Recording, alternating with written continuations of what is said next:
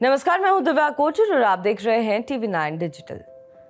पाकिस्तान के खिलाफ ऑपरेशन सिंदूर के बाद अपनी 4 दिवसीय विदेश यात्रा पर भारत के प्रधानमंत्री नरेंद्र मोदी 15 जून को साइप्रस पहुंच गए, जहां एयरपोर्ट पर उनका स्वागत राष्ट्रपति निकोस क्रिस्टोडोलाइट्स ने किया। ऑपरेशन सिंदूर के लिए भारत का समर्थन करने वाले साइप्रस का ये दौरा इसलिए भी खास है क्योंकि 2 हिस्सों में बटे इस द्वीपीय देश के 1/3 हिस्से पर तुर्की समर्थित सरकार है और तुर्की ऑपरेशन सिंदूर के समय पाकिस्तान के साथ खड़ा था।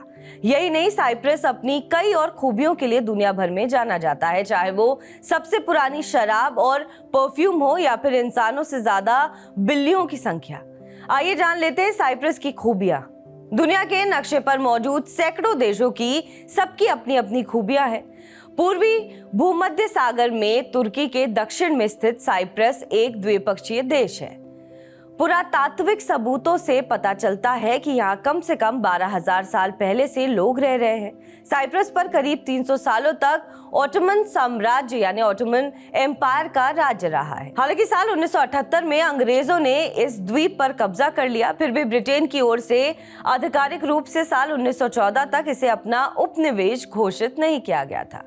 अंग्रेजों से आजादी के लिए साइप्रस के लोगों ने काफी संघर्ष किया। लगातार 5 सालों तक चली गुरिल्ला लड़ाई के बाद अंग्रेजों से साइप्रस को साल 1960 में आजादी मिली। साल 1974 में तुर्की के हमले के बाद ये देश 2 हिस्सों में बंट गया था। तभी से इस आइलैंड में उत्तरी 1/3 हिस्से पर तुर्की साइप्रस सरकार का शासन है और दक्षिणी 2/3 हिस्से पर अंतर्राष्ट्रीय मान्यता प्राप्त ग्रीक साइप्रस सरकार शासन करती है। इन दोनों के बीच शांति बनाए रखने के लिए संयुक्त राष्ट्र ने ग्रीन लाइन खींच रखी है। इस विभाजन के कारण साइप्रस की राजधानी निकोसिया दुनिया का एकमात्र ऐसा शहर है जो 2 देशों की राजधानी में बटा हुआ है।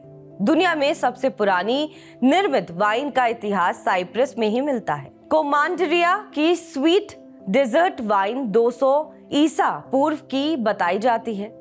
यहाँ यूनेस्को की 3 विश्व विरासतें हैं, जिनमें प्राचीन पैथोस शहर भी है, जिसमें बने मंदिर 12वीं शताब्दी ईसा पूर्व के बताए जाते हैं। दुनिया के सबसे पुराने इत्र उत्पादक के रूप में भी साइप्रस ही सामने आता है। आज तक का सबसे पुराना इत्र यहीं पर मिला है। इटली की एक पुरातत्व टीम की पहल साल 2004 से 2005 में साइप्रस में की गई खुदाई में कांस्य युग के एक विशाल कारखाने के सबूत मिले। 4000 साल पहले का ये इत्र का कारखाना 99 एकड़ क्षेत्रफल में फैला था। इससे साफ जाहिर होता है कि उस युग में भी साइप्रस में इत्र का उत्पादन औद्योगिक स्तर पर होता है।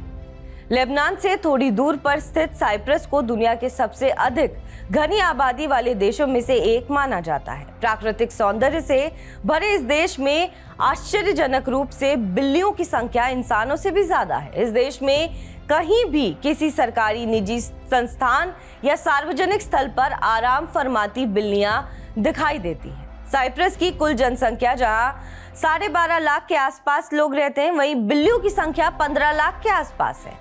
ऐसे में वहां स्विमिंग पूल से लेकर बार, होटल और यहाँ तक कि स्कूल, कॉलेज के बाहर तक बिल्लियां लोगों के द्वारा दिए जाने वाले खान पान के सामान का इंतजार करती हुई दिखाई देती है। बिल्लियों के कारण साइप्रस के लोगों को कोई दिक्कत भी नहीं होती। बताया जाता है कि रोम की रानी सेंट हेलेना मिस्र से साइप्रस आते समय अपने साथ सैकड़ों बिल्लियां लेकर आई थी।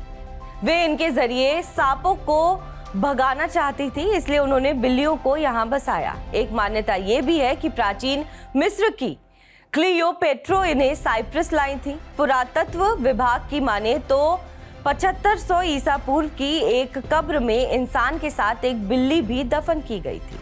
ये भी माना जाता है कि प्रेम और सौंदर्य की प्राचीन ग्रीक देवी साइप्रस की ही थी। मान्यता है कि वो समुद्री फोम से एक चट्टान के पास उत्पन्न हुई थी, जिसे वर्तमान में अफ्रोडाइट बीच के नाम से भी जाना जाता है। साइप्रस की एक और खासियत है कि दोनों देशों के बीच में बफर जोन है, जहां लोग घोड़े, गाय, चिकन आदि पालते हैं और साथ ऑलिव ऑयल का उत्पादन भी करते हैं। बहरहाल इस खबर पर आपका क्या कुछ कहना है, हमें कमेंट करके जरूर बताएं।